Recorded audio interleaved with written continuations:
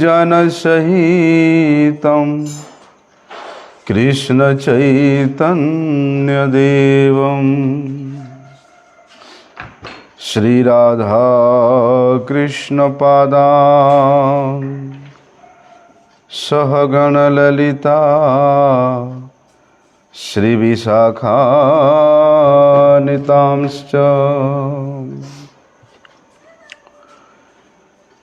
ॐ अज्ञानतिमिरान्धस्य ज्ञानाञ्जनशलाकया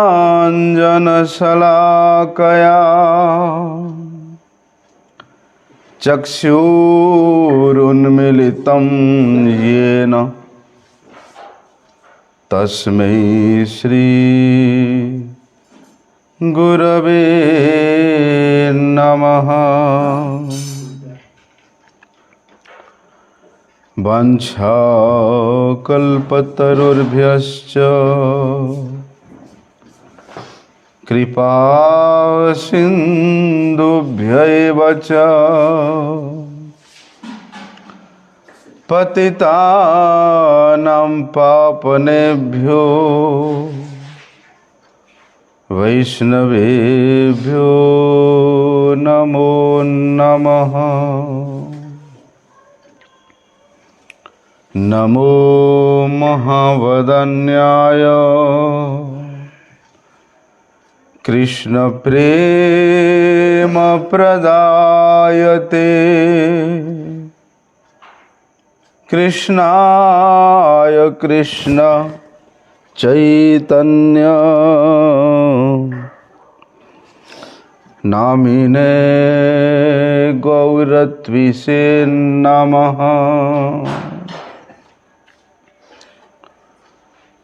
नमस्ते तुहलग्राम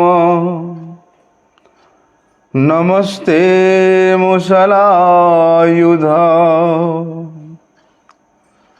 नमस्ते रेवतीकांत नमस्ते भक्तवत्सल नमस्ते बलिनाम श्रेष्ठ नमस्ते धरणीधर प्रलंबार नमस्ते तु त्राहि मां कृष्ण पूर्वज भुजे सव्य वेणुं शिरसि शिखिपिच्छं कटितटे दुकुलं नेत्रान्ते सहचरी कटाक्ष्यं च विदधते सदा श्रीमद्वृन्दावनवसति लीला परिचयो जगन्नाथ स्वामी नयन पथगामी भवतु मे। हे कृष्ण करुणा सिंधु दीनबंधु जगतपते गोपेश गोपिका कांत राधाकांत नमोस्तुते। तप्त कांचन गौरांगी राधे वृंदावनेश्वरी वृषभानुसुते देवी प्रणमामि हरिप्रिये। वन्दे नन्दव्रजस्त्रीणां पादरेणुमवीक्ष्णशः यासां हरिर्कथोद्गीतं पुनाति भुवनत्रयम्। नारायणं नमस्कृत्यं नरं चैव नरोत्तमं देवीं सरस्वती व्यासं ततो जयमुदीरये। भक्त्या विहीनाम् अपराधलक्ष्यै क्षिप्ताश्च कामादि तरङ्गमध्ये कृपामयि त्वां शरणं प्रपन्नं वृन्दे नमस्ते चरणारविन्दं वृन्दे नमस्ते चरणारविन्दं।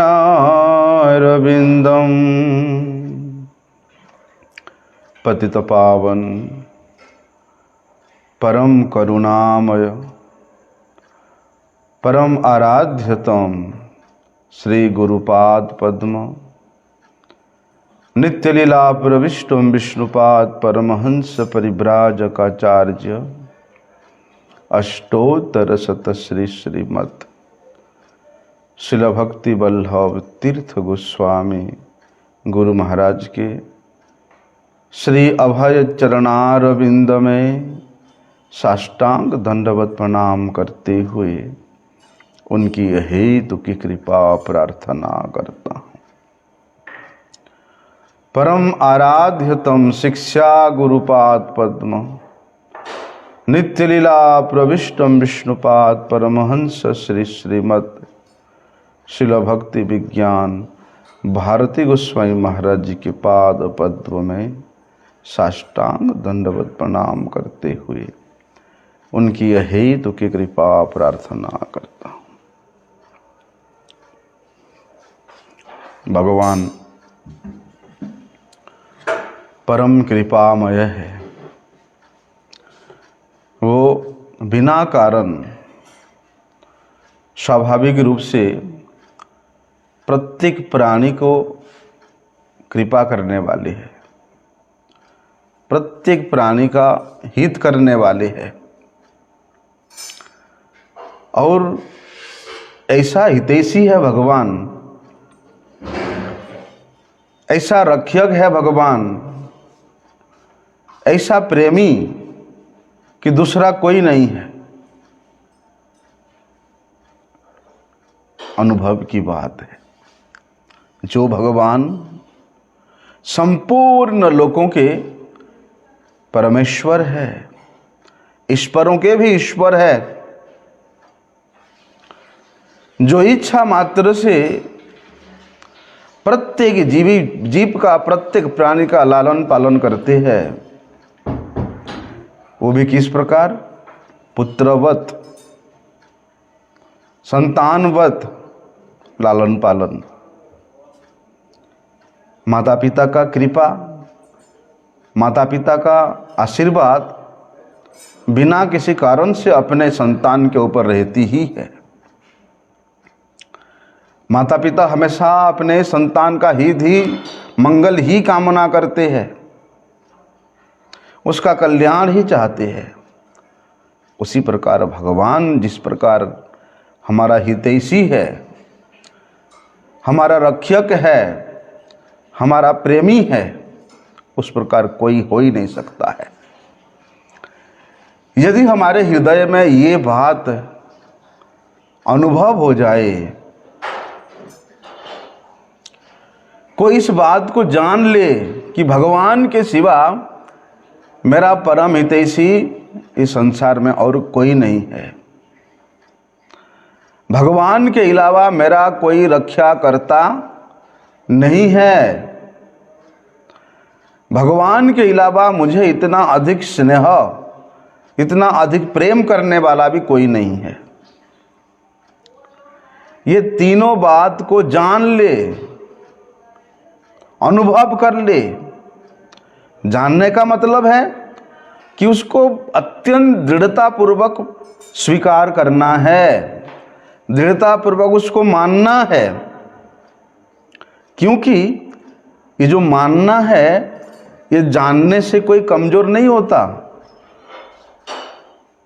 मानना और जानना, इसलिए दृढ़तापूर्वक यदि हम मान ले कि भगवान ही मेरा रक्षा करता है, भगवान ही मेरा हितैषी है, उसके कल्याण का मार्ग स्वतः प्रशस्त हो गया है, उसके कल्याण का मार्ग स्वतः खुल गया है। क्योंकि परम शांति प्राप्त करने का सर्वश्रेष्ठ उपाय यही है। क्योंकि भगवान वास्तव में ऐसे ही है, किसी ना किसी प्रकार से अपनी चित्त वृत्ति को उन भगवान के पाद पद्म में लगाओ, यही सर्वश्रेष्ठ परम शांति का स्थान है। क्योंकि देखो, हमसे बिना कुछ चाहे, हमसे बिना कुछ प्रयोजन के भगवान हमें प्यार करते हैं। जिस प्रकार से जीव भगवान से चाहता है कि मुझे ये मिल जाए, मुझे वो मिल जाए, मुझे ऐसा हो जाए, वैसा हो जाए, लेकिन भगवान कभी आशा नहीं करते कि कोई जीव मुझे कुछ दे। क्योंकि भगवान परिपूर्णतम वस्तु है, भगवान असमोर्ध वस्तु है, उनमें किसी प्रकार का कोई कमी है ही नहीं, और कोई जीव से भला क्या आशा करेंगे। देखो, तो वे महान शक्तिशाली भगवान बिना कुछ प्रयोजन के लिए, बिना कुछ आशा किए, वे हमारे कल्याण करने के लिए सतत तैयार है। वे हमारा सुहृद है। जो ऐसा सुहृद हमारे साथ है, हमारे पास है, फिर हमें किस भय, किस चीज़ की भय, किस चिंता, किस प्रकार का चिंता, किस प्रकार का उद्वेग है? भला हमें कोई अशांति कैसे दे सकता है जब परम शांति के उपाय स्वरूप भगवान हमारे पास है। क्योंकि प्रत्येक जीव को अगर कोई उसका कल्याण चाहता है तो वो दो जन है।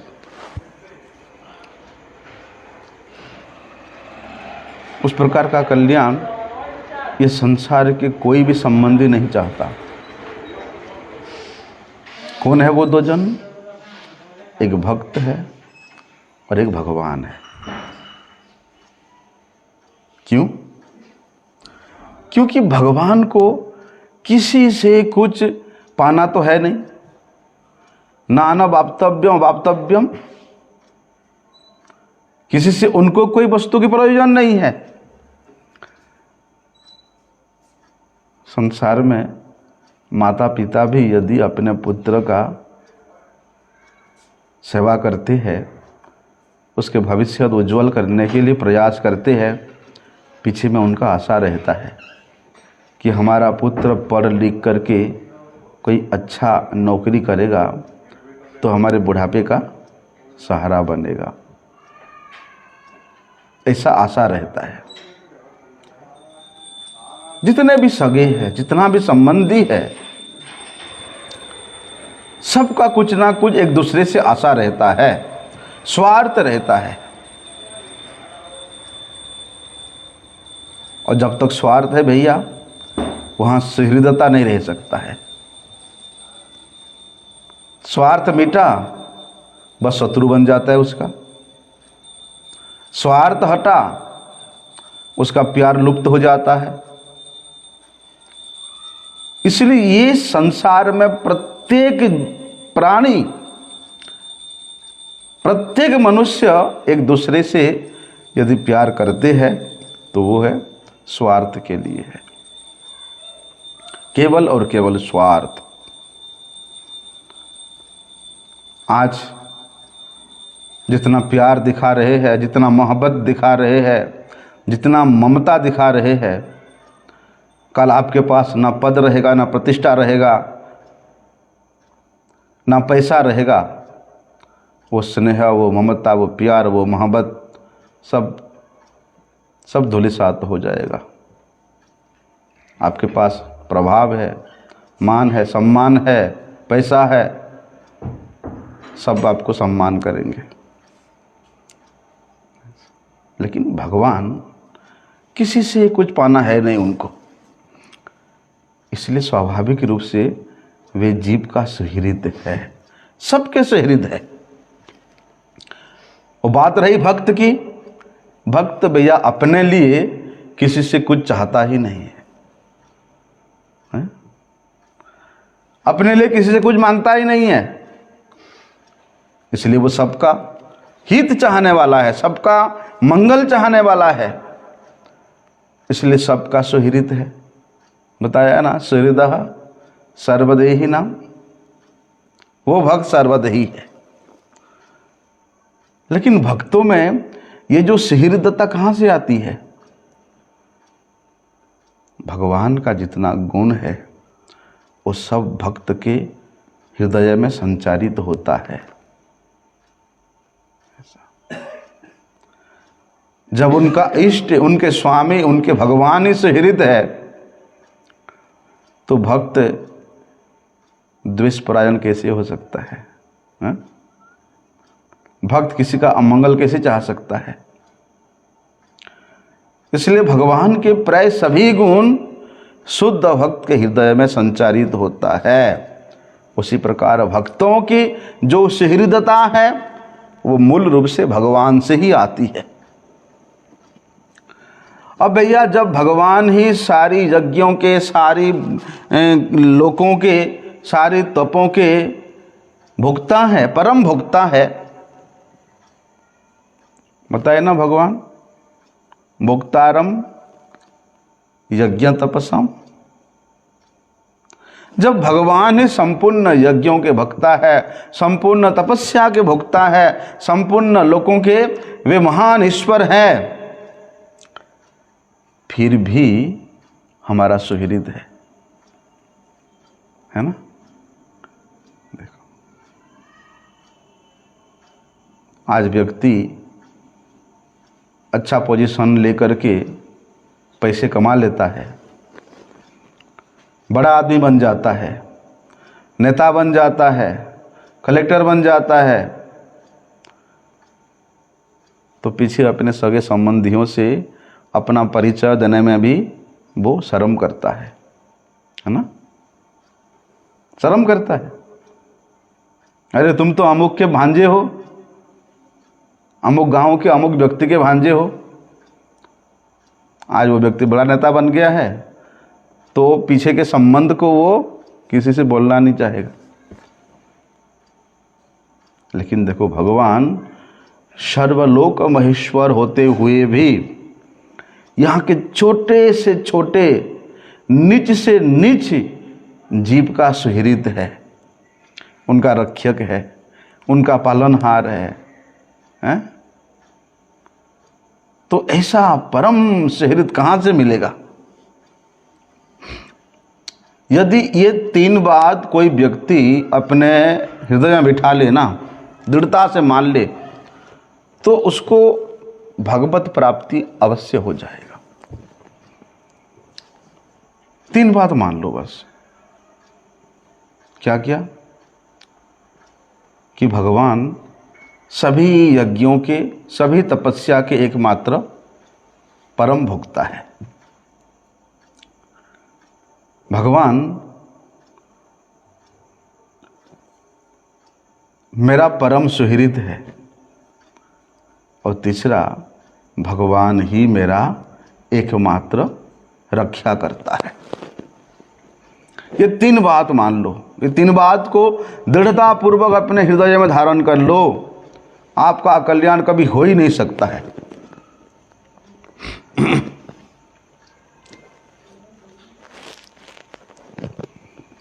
हम लोग भले ही कितना भजन साधन करने का दिखावा करें, हमें भगवत संबंधी अनुभव क्यों नहीं हो रहा है? भगवान की कृपा का अनुभव क्यों नहीं हो रहा है? क्योंकि हम लोग अपने लिए कुछ चाहते हैं। इस शरीर संबंधी कोई भी वस्तु है उसको हम लोग अपना मानते हैं, और भगवान को अपना नहीं मानते हैं।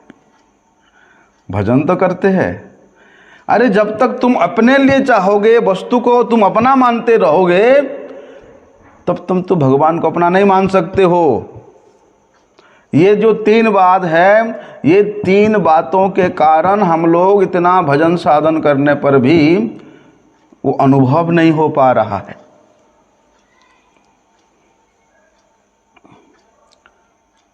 भगवान क्या चाहते हैं कि मनुष्य अपने लिए कुछ भी आशा ना करे, कुछ भी ना चाहे, अपने लिए कुछ भी ना करे, ना सुख की इच्छा करे, ना धन की इच्छा करे, ना प्राप्ति की इच्छा करे, कुछ ना करे। अर्थात जो घर को, घर के वस्तुओं को, घर के व्यक्ति को अपना मानता है, वहाँ से अपने आधिपत्य को हमेशा के लिए हटा दे। बड़ा मुश्किल है, हटाना मुश्किल है।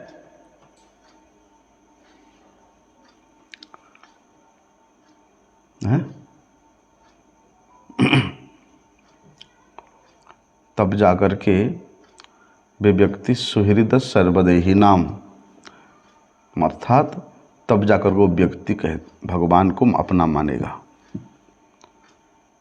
भगवान के साथ उसका अपनापन इतना अधिक बढ़ जाएगा। संसार संबंधी वस्तुओं से हमारा जितना आसक्ति रहेगा, हम लोग भगवान से उतना ही दूर चले जाएंगे। जिस दिन केवल भगवान को ही अपना एकमात्र आधार के रूप में, एकमात्र रक्षाकर्ता के रूप में, एकमात्र प्रेमी के रूप में हम स्वीकार करेंगे, उसी दिन फिर जगत के व्यक्ति वस्तु हमें अच्छा नहीं लगेगा, तुच्छ लगने लग जाएगा, तुच्छ। आज एक एक वस्तु के लिए हम लोग कितना चिंता करते हैं, ये इकट्ठा करना, वो इकट्ठा करना, ये कहाँ से मिलेगा, वो कहाँ से मिलेगा, वो कहाँ से आएगा, हैं?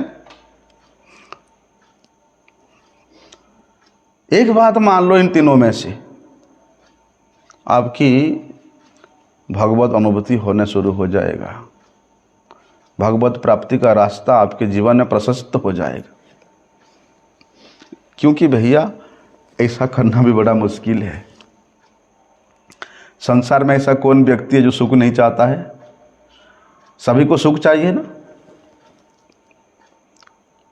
लेकिन बोलते हैं सुख के इच्छा का जो त्याग है तभी होता है जब हमसे उस सुख के इच्छा की वस्तु से और कोई बड़ा वस्तु है, और कोई श्रेष्ठ वस्तु हमारे सामने है ना। तब इस जगत के तुच्छ सुख के इच्छा का त्याग हो सकता है। और जब तक यहाँ पर हम अपना मानते रहेंगे, मेरे मेरे करते रहेंगे, तब तक भैया उस सुख की इच्छा का त्याग कभी हो ही नहीं सकता है। जब यहाँ के व्यक्ति वस्तु को अपना ना माने, उनसे आसक्ति ना रखे, उनसे किसी प्रकार कोई आशा ना रखे, उनसे ममता ना रखे, तो हो सकता है सुख की इच्छा का त्याग हो सकता है। जब तक हम यहाँ अपना मानते हैं, तब तक बदले में तो भैया सुख चाहेगा ही चाहेगा। अब पत्नी को अपना मानते हैं, उसको सुख नहीं दोगे तो वो गालियाँ देगी, तलाक दे देगी। अपने अगर बच्चों के माता पिता मानते हो तो बच्चों को सुख देना पड़ेगा, नहीं तो बच्चे लोग भी गालियाँ देंगे, हैं? अब घर को अपना मानते हो तो घर को मेंटेन करना पड़ेगा भैया, नहीं तो घर भी एक दिन टूट के गिर जाएगा। जमींदारी को अपना मानते हो, उसको देख रेख करना पड़ेगा, नहीं तो और कोई उसको कब्जा लेगा। तो ये आशा जब तक हमारा रहेगा तब तक हम सुख के त्याग नहीं कर सकते हैं। ऐसा बोलते हैं सुख की इच्छा का यदि त्याग हो जाता है तो ममता का त्याग हो जाता है।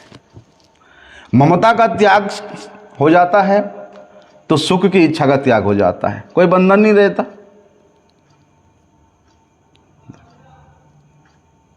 आसक्ति बना रखेंगे तो भैया वहां सुख की इच्छा रहेगा ही रहेगा।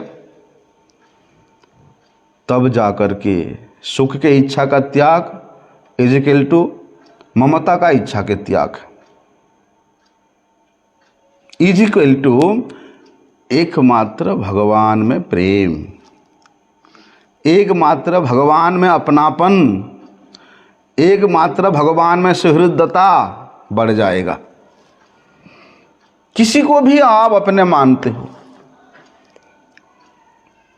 जिससे थोड़ा स्वार्थ मिल जाता है किसी को माँ बना लेते हो, किसी स्वार्थ मिल जाए थोड़ा सा किसी को बहन बना लेते हो, हैं?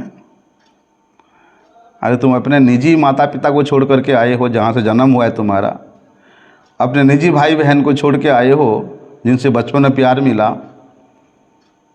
अब त्यागी बनने के बाद बोलते हो मेरे माता है, वो मेरे बहन है, वो मेरा दीदी है, वो मेरा बुआ है, वो मेरे अमुक है, वो मेरे ढिमुक है, हैं? ढेर सारे संबंध हम लोग यहाँ बना लेते हैं। यहां संबंध बना रहे मतलब भगवान से हम संबंध बनाना नहीं चाहते, भगवान को अपना मानना नहीं चाहते हैं। कहने को हम लोग कहते हैं कि हे प्रभु आप तो मेरे ही हो, आपके सिवा मेरा कोई नहीं है। अरे तुम यहां संबंध बनाए जा रहे हो और प्रभु को कह रहे हो आप ही अकेले मेरे हो। तो ये संसार में आकर के हमने जो संबंध बनाते हैं उस संबंध का जब तक अभाव नहीं होगा तब तक भगवान में अपनी सच्ची आत्मीयता होगा ही नहीं। जब सब रिश्ते नाते छूट गए, सब अपने छूट गए, तब ही एकमात्र रह गए भगवान। बोलने का मतलब है कि भले ही सुख प्राप्त करने की इच्छा हमारे हृदय से लुप्त हो जाए, चाहे संसार के व्यक्ति वस्तुओं से हमारा जो ममता है उसका भी अभाव हो जाए, और चाहे भगवान में हमारा वास्तव में स्वाभाविक रूप से आत्मीयता हो जाए, तब तो भैया आपके मंगल के रास्ता को कोई हिला नहीं सकता है। भगवान से हो जाए बस आपकी भगवत प्राप्ति का अनुभव धीरे धीरे होने लगेगा। एक ही भाव दृढ़ हो जाए कि भगवान मेरा है और मैं भगवान का हूं। इसी बात को सुखदेव गोस्वामी जी यहाँ बता रहे हैं कि भैया यदि आप भगवान से प्रेम करना चाहते हो, भगवान को अपने हृदय में अनुभव करना चाहते हो, तो क्या करना पड़ेगा? सबसे पहले भगवान के श्री चरणों में अपना आसक्ति को बढ़ाना पड़ेगा। भगवान के चरणों की सौंदर्य में अपने आप को खो देना पड़ेगा, तब जाकर के संभव है, अन्यथा नहीं। कल हम लोगों ने श्रवण किया था इसी बात को कि जावत न जायते परावरे अस्मिन् विश्वेश्वरे द्रष्टरि भक्ति योग तावत् स्थवियः पुरुषस्य रूपम क्रियावसानै प्रयतः स्मरेत। क्या बोल रहे हैं?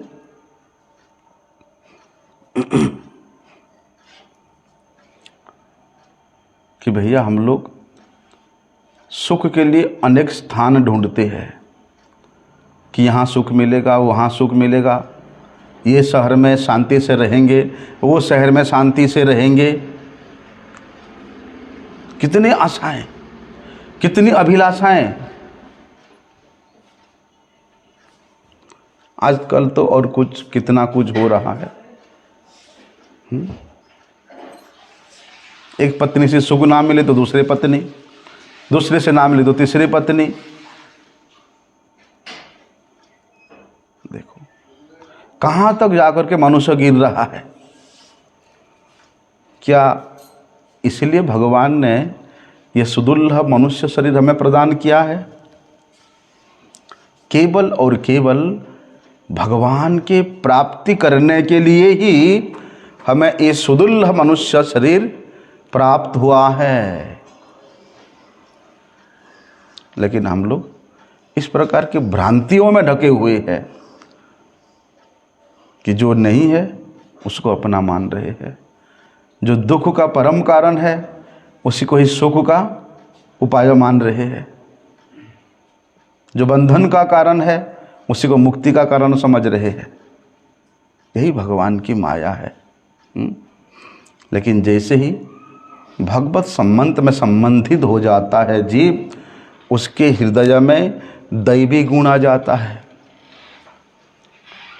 जैसे ही दैवी गुण आता है, यह संसार के व्यक्ति वस्तु उसको अच्छा नहीं लगते हैं। उसको केवल उस सुखमय स्थान की, उस शांतिमय आवास की, जहाँ की वो है, वहीं जाने का इच्छा होगा। इसलिए सुखदेव गोस्वामी जी बता रहे हैं कि स्थिरम सुखम चासनम अस्थितो यदि रिजदा जिहासोर रिममंगलम लोकम काले च देशे च मनो न सज्जयेत प्राणान नियच्छेत मनसा जितासो। अरे भैया तुमको शरीर छोड़ना है, इस मानव लोक को छोड़ना है, तो इसके लिए तुमको उचित स्थान की या उचित काल की अपेक्षा नहीं करनी चाहिए। ना जी ना, हम जब तक जिंदा रहेंगे सुखपूर्वक रहेंगे और सुखपूर्वक हम अपने ही घर से चले जाएंगे। उसकी आशा नहीं, इच्छा नहीं करना चाहिए। तो फिर क्या करने को सुखदेव गोस्वामी बोल रहे हैं कि काले च देशे च मनो न सज्जयेत। मैं इस काल में शरीर छोड़ूंगा, उस घर में शरीर छोड़ूंगा, उस प्रदेश में शरीर छोड़ूंगा, इसके लिए आप यत्न मत करो। प्राणाम नियच्छेत मनसा जितासो, बोलते अपने मन को अविचल भाव से भगवत पाद पद्म में केंद्रित करके, अपने इंद्रियों को बस करके भगवान के पाद पद्म का चिंतन करो। स्थाने स्थिता श्रुतिगताम तनुवांग मनो भी, जिस स्थान पर आप हो उसी स्थान पर ही करो, उसी से ही आपको भगवान के प्रति आसक्ति होगा। और वैसे भी श्रीमद् भगवद गीता में इस बात को स्पष्ट रूप से बताया है कि भैया यदि भगवान की भक्ति में आप सराबोर रहना चाहते हो, भगवत प्रेम में अपने आप को डुबाना चाहते हो, तो एक ही उपाय है। प्रत्येक काल में, प्रत्येक स्थल पे, प्रत्येक मुहूर्त पे बोलते उन्हीं के ही चरणों का चिंतन करो। भगवान भगवत गीता में भी इस बात को बताए हैं। क्या बताए हैं कि अनन्य चेता सततम यो माम स्मरति नित्यशः।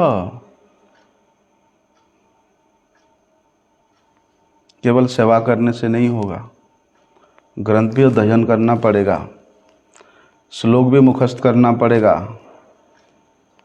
ऐसा क्योंकि मठन्ति बसन्ति छात्राः यत्र परमार्थिधायिनः। मठ मतलब होता है कि ये छात्रावास है। किस प्रकार के छात्रावास? पारमार्थिक छात्रावास। और छात्रावास में क्या होता है? पारमार्थिक शिक्षा प्राप्त होता है, पारमार्थिक अध्ययन होता है। मठन्ति बछन्ति छात्र, प्रयास करना चाहिए अधिक से अधिक समय निकाल करके श्रीमद् भागवत गीता, श्रीमद् भागवतम, श्री चैतन्य चरितामृत, इन सब ग्रंथों का कम से कम सुबह 1 घंटा, शाम को 1 घंटा पाठ करना चाहिए। हम लोग करते नहीं, फिर कहाँ से अनन्यता बनेंगे? इसलिए वहाँ कहते हैं जिसका चित्त भगवान को छोड़ करके किसी भी भोग भूमि में जाना चाहता है, भोग भूमि क्या है? स्वर्ग जाना चाहेगा, उससे उच्चतर लोगों को जाना चाहेगा। किसको छोड़ करके? भगवान को छोड़ करके। बोलते हैं ऐश्वर्य प्राप्त करने के लिए, सुख सुविधा प्राप्त करने के लिए, भोग विलास प्राप्त करने के लिए यदि किंचित मात्र भी किसका मन भगवान को छोड़ करके इधर की ओर जाता है, जिसके अंतःकरण में भगवान के सिवाय और किसी का भी आश्रय नहीं है। आश्रय व्यक्ति तब करता है ना कि उसको धन चाहिए, घर चाहिए, व्यक्ति चाहिए, हैं? तब आश्रय रहेगा। अरे कोई बात नहीं, अपना तो घर है, हम वहीं गुजार लेंगे, अपना परिवार है वहीं गुजार लेंगे, अपने रिश्ते नाते हैं हमें तो सहारा दे ही देंगे। जब भगवान के अलावा अपने घर, अपने परिवार, अपने सगे रिश्ते नाते के ऊपर सहारित होकर के हम लोग रहेंगे तो वो अनन्यता नहीं हो सकता। सारी आश्रय को छोड़ करके केवल मात्र भगवान के आश्रय लेना, तब जाकर के व्यक्ति अनन्यता पूर्वक भगवान का चिंतन कर सकता है। भगवान को छोड़ करके और किसी का आश्रय नहीं है, महत्व नहीं है किसी का भी, किसी पुरुष का, किसी स्त्री का, किसी का महत्व नहीं अपने जीवन में। लेकिन हम लोग महत्व दे देते हैं। अरे मेरे पास जब वो है तो मुझे क्या चिंता, है? महत्व देते हैं अपने जीवन में। धन को, संपत्ति को, व्यक्ति को महत्व देने के कारण भगवान के साथ जो महत्ता है वो धीरे धीरे लुप्त हो जाता है। जैसे एक पतिव्रता स्त्री, वो क्या करती है? पति का ही व्रत करती है, पति का ही नियम रहता है। पति के सिवाय उसके मन में अन्य किसी भी पुरुष का राग पूर्वक चिंतन नहीं आता है, जो पतिव्रता स्त्री है। जैसे शिष्य वो गुरु के हैं? जो सुपुत्र है माँ बाप के है। शिष्य जिस प्रकार से गुरु परायण है, सुपुत्र जिस प्रकार से माता पिता परायण है, उसी प्रकार भक्त भी केवल और केवल भक्त परायण है। पर आयन, इनको छोड़ के दूसरे का सहारा नहीं, ये परायण है।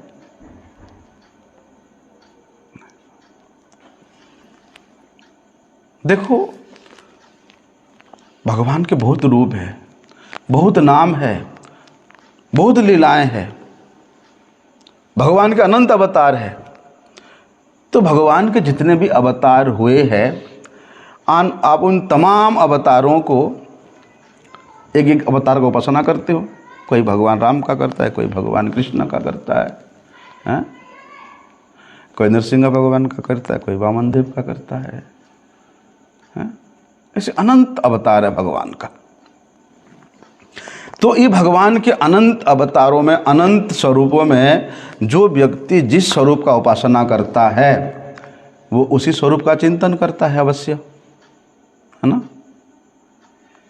उसी मूर्ति का, उसी स्वरूप का छवि को अपने हृदय में बिठाता है।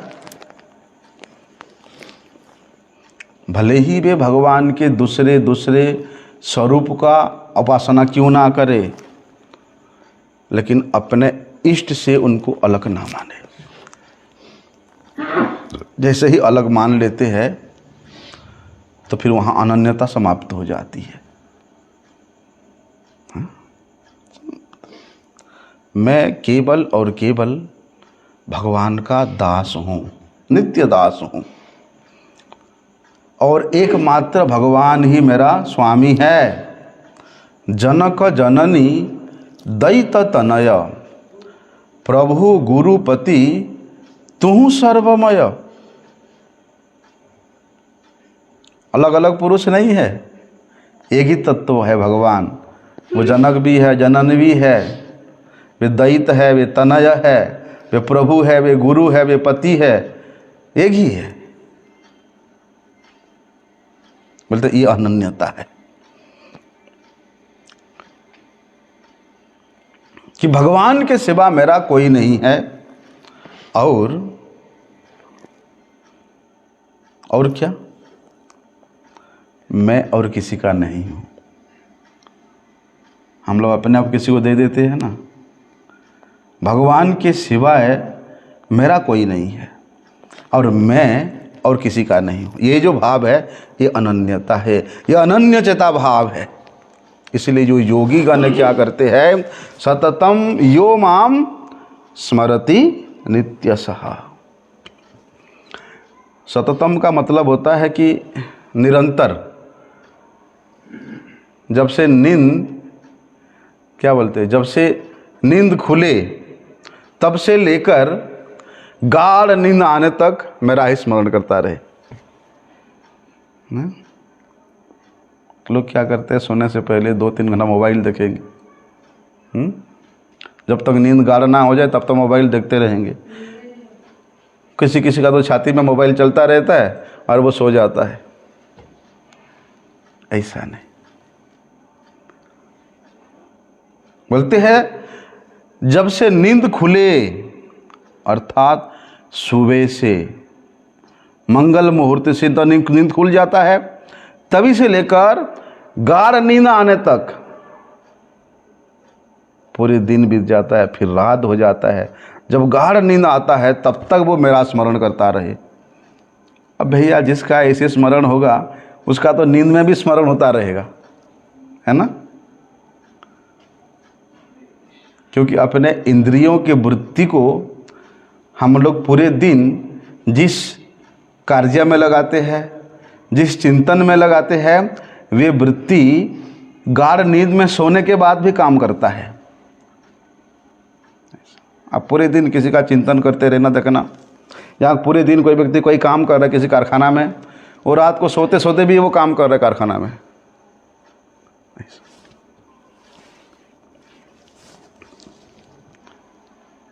इस प्रकार का स्मरण करने को भगवान बोल रहे हैं, नित्यशः, सदा। बोलते इस बात को जिस दिन से पकड़ा उस दिन से मृत्यु तक जो मेरा स्मरण करता है। एक तो केवल दिन की बात बोला हमने, जिस दिन व्यक्ति इस बात को समझ लिया, बोलते मृत्यु तक पर्यंत तो भगवान का ही स्मरण करता रहे, भगवान का ही कथा सुनता रहे, भगवान के गुणगान करता रहे, भगवान का नाम कीर्तन करता रहे, भगवान का सेवा करता रहे। तो ऐसे साधक के लिए, ऐसे व्यक्ति के लिए भगवान कहते हैं कि तस्याहम सुलभः पार्थ नित्य युक्तस्य योगिनः। ऐसे जो हमेशा मेरे से युक्त हो जाता है, बोलते उसके लिए तो मैं भैया बड़े सुलभ हूँ, सर्वथा सुलभ हूँ। हमारे चित्त का जो निरंतर चिंतन करने का जो स्थिति है वो है नित्य युक्त। जहाँ श्रद्धा होती है, जहाँ विश्वास होती है, जहाँ आकर्षण होती है, जहाँ प्रेम होती है, बोलते उसी का ही हमारे चित्त में एक छवि बैठ जाता है।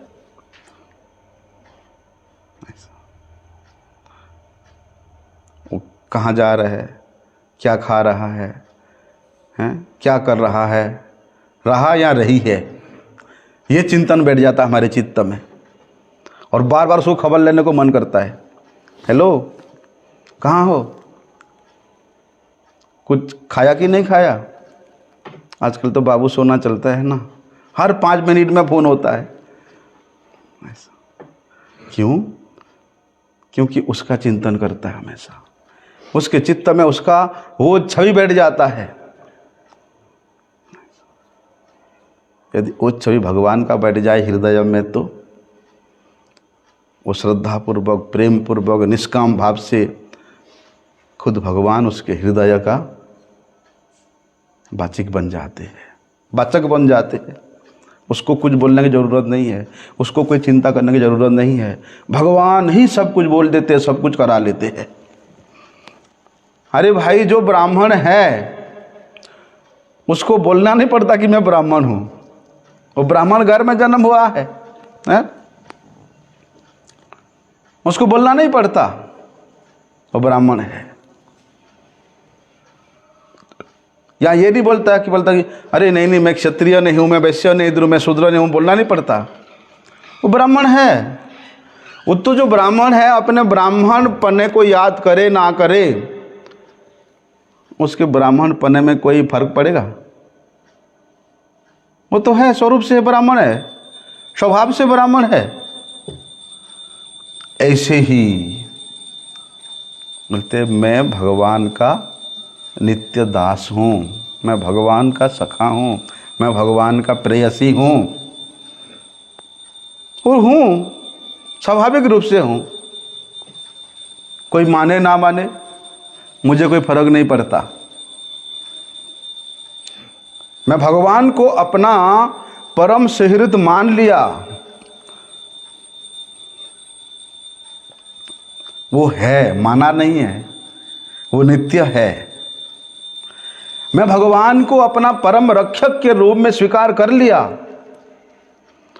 मैं भगवान को अपना परम प्रेमी के रूप में स्वीकार कर लिया। अब दुनिया जाए भाड़ में, कोई स्वीकार करे ना करे, मुझे उस स्थिति में अनुभव करे ना करे, मेरा कोई फर्क नहीं पड़ता है। दुनिया के लोग तो कितना कुछ कहेंगे, नाटक कर रहा है, ये कर रहा है, वो कर बोलने दो। ऐसा इसलिए नित्य संबंध में जो दृढ़ पूर्वक अपने आप को स्थित रखता है, उसमें हिलता नहीं, डिगता नहीं। प्रलोभन आता है, बहुत प्रलोभन आता है, लेकिन उससे प्रलोभित नहीं होकर के भगवान के साथ उसका जो नित्य संबंध है उसमें वो नित्य युक्त रहता है। तो जो इस प्रकार नित्य युक्त भगवान के साथ रहता है, भगवान क्या उसके लिए दुर्लभ हो सकते हैं? भगवान उसके लिए सुलभ ही रहते हैं। क्योंकि भैया ये संसार में भगवान को छोड़ करके ना तो हमारा शरीर है, ना तो हमारा इंद्रियां है, ना तो हमारा मन है, हमारा बुद्धि, कुछ नहीं है अपने तो केवल और केवल मात्र भगवान है। ऐसा दृढ़ता के साथ मानो। लेकिन शरीर के प्रति तो आसक्ति नहीं जाता है। अरे मेरा शरीर है, मैं कैसे दूसरे का बोल दूं? हाँ, बड़ा मुश्किल है। लेकिन ऐसा दृढ़ता पूर्वक जिस दिन भगवान को हम अपना मानेंगे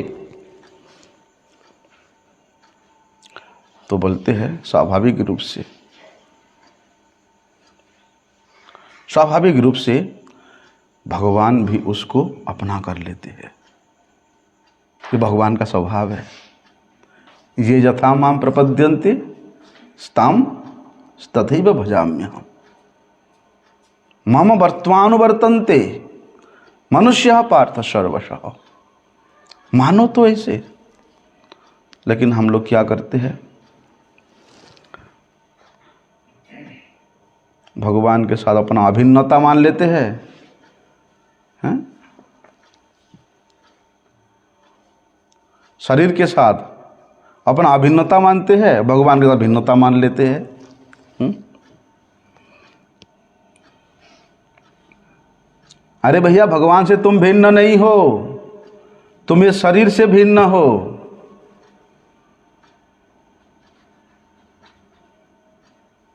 रीति क्या है? संसार के साथ हमारा एकता कभी हुआ ही नहीं है। हम संसार के कभी हुए नहीं है, ना कभी होगा और ना कभी हो सकता है, क्योंकि तुम हो नहीं, संसार के हो नहीं तुम। लेकिन तुम मानते हो, क्या मानते हो? जब ये शरीर ही मेरा संसार में पैदा हुआ है तो मैं भी संसार का हूँ। जब ये संसार ही मेरे शरीर के लिए भरण पोषण की व्यवस्था करता है तो मैं ये संसार का हूँ, ये मान लेते हैं। अरे नहीं, ना तो तुम्हारा भगवान के साथ भिन्नता है और ना ही ये संसार के साथ तुम्हारा एकता है, कभी हो भी नहीं सकता है, क्योंकि तुम हो ही नहीं वो। यदि इस विधि से, इस रीति से भी मान लें, क्या मान लें? कि भगवान के साथ मनुष्य का स्वाभाविक रूप से अभिन्नता है और संसार के साथ स्वाभाविक रूप से उसका भिन्नता है। परंतु हम लोग भूल गए हैं, भूल के कारण क्या करते हैं, अपने आप को भगवान से और भगवान को अपने आप से हम लोग अलग मान लेते हैं, अलग मान लेते हैं। और अपने को इस शरीर का मान लेते हैं और शरीर को क्या है, शरीर को अपना मान लेते हैं। ये विपरीत बुद्धि है हमारा, ये विपरीत धारणा है। इसके कारण हम लोग जन्म मरण के चक्कर में फंसे हुए हैं। जब तक ये विपरीत धारणा, विपरीत बुद्धि हमारा सर्वथा के लिए नहीं मिट जाता, तब तक आध्यात्मिक मार्ग पे, भक्ति, भगवत भक्ति के मार्ग पे हम लोग आगे नहीं बढ़ सकते हैं। तब तक भगवान स्वतः इतना सुलभ नहीं होंगे। इस प्रकार का विचार है। इसलिए बड़ी सुंदर बात वहाँ पर सुखदेव गोस्वामी बता रहे हैं कि भैया, जो भक्त है, भक्त की दृष्टि में भगवान के सिवा दूसरा कोई सत्ता होता ही नहीं है। जब भगवान के सिवा कोई दूसरा सत्ता वो देखता नहीं, अनुभव करता नहीं, तो अपने मन को दूसरी जगह वो कैसे लगाएगा, है ना? कैसे लगाएगा? उसका मन अन्यत्र क्यों जाएगा और कहाँ जाएगा? क्योंकि वो दूसरा कुछ मानता है नहीं, सर्वत्र वो भगवत सत्ता ही मानते हैं। इसलिए भक्त जो होता है वो अनन्य चित्त वाला होता है।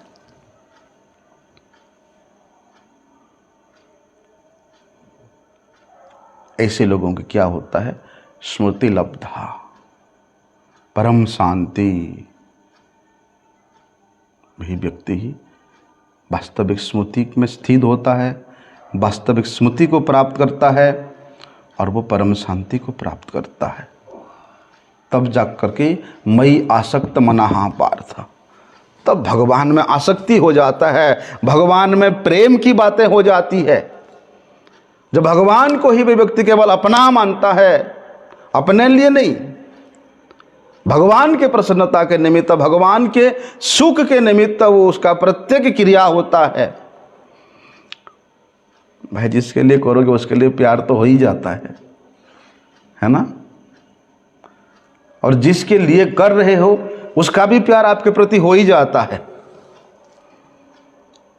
और भगवान में यदि भक्त का या किसी का प्रियता हो जाता है, फिर तो भैया जहाँ प्यार है वहीं पर मन है। भगवान का ही चिंतन होता रहता है, भगवान का ही स्मरण होता रहता है। वो करना नहीं पड़ता। सेवन मुखे ही जिह्वादो स्वयमेव स्फुरत्यद। सेवा के वृत्ति उसका ऐसे बन जाता है। ये स्मरण करना, ये चिंतन करना, ये सेवा है एक प्रकार का। तो उसके इंद्रियों के वृत्ति, मन के वृत्ति ऐसा बन जाता है कि स्वाभाविक रूप से भगवत स्मरण उसका होता ही होता है। अब जिसका भगवत स्मरण होता है वो तो भैया फिर नित्य युक्तस्य सततम, उसे नित्य भगवान में निरंतर वो जुड़ा रहता है। इसलिए भक्त को नित्य युक्त कहा गया है। आगे का विषय हम लोग कल श्रवण करेंगे। वांछा कल्पतरुभ्यश्च कृपा सिंधुभ्येव च पतितानां पावनेभ्यो वैष्णवेभ्यो।